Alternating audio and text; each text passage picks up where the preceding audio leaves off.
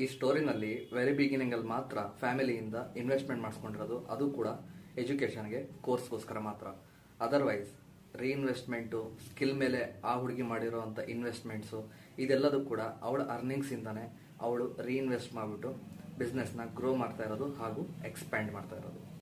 ನನಗೆ ಗೊತ್ತು ಇದೇನು ತುಂಬ ಸ್ಪೆಷಲ್ ಆಗಿರೋಂಥ ಸ್ಟೋರಿ ಏನಲ್ಲ, ಆದರೆ ಇವತ್ತು ಹೇಳ್ತಾ ಇದ್ದೀನಿ ಏನಕ್ಕೆ ಅಂದರೆ ನಾನು ಅವಳಿಂದ ಇನ್ಸ್ಪೈರ್ಡ್ ಆಗಿದ್ದೀನಿ. ಸೊ ರೀಇನ್ವೆಸ್ಟ್ಮೆಂಟ್ ಮತ್ತು ಸ್ಕಿಲ್ಸ್ ಮೇಲೆ ಇನ್ವೆಸ್ಟ್ ಮಾಡಿ ಬಿಸ್ನೆಸ್ನ ಗ್ರೋ ಮಾಡೋದು ಹೇಗೆ ಅಂತ ಹೇಳ್ಬಿಟ್ಟು ನಾನು ಅವಳಿಂದ ಕಲ್ತಿದ್ದೀನಿ. ಸೊ ನಾನು ಕಲ್ತಿರೋದನ್ನು ನಿಮ್ಮ ಹತ್ರ ಶೇರ್ ಮಾಡಬೇಕು ಅನಿಸ್ತು, ಅದಕ್ಕೋಸ್ಕರ ಈ ಸ್ಟೋರಿನ ನಿಮ್ಮ ಹತ್ರ ಹೇಳಿದೆ. ವುಮೆನ್ ಎಂಪವರ್ಮೆಂಟ್ ಎಷ್ಟು ಇಂಪಾರ್ಟೆಂಟ್ ಅನ್ನೋದು. 48.5% ಇಂಡಿಯನ್ ಪಾಪ್ಯುಲೇಷನ್ಸ್ ವುಮೆನ್ನೇ ಇರೋದು. ವುಮೆನ್ ಎಂಪವರ್ಮೆಂಟ್ ಆಯಿತು ಅಂದರೆ ಇಂಡಿಯನ್ ಎಕಾನಮಿನಲ್ಲಿ ಹ್ಯೂಜ್ ಡಿಫ್ರೆನ್ಸ್ ಬರುತ್ತೆ, ಹ್ಯೂಜ್ ಗ್ರೋತ್ ಕೂಡ ಆಗುತ್ತೆ. So support women empowerment and happy women's day. I strongly believe she inspires more women out there.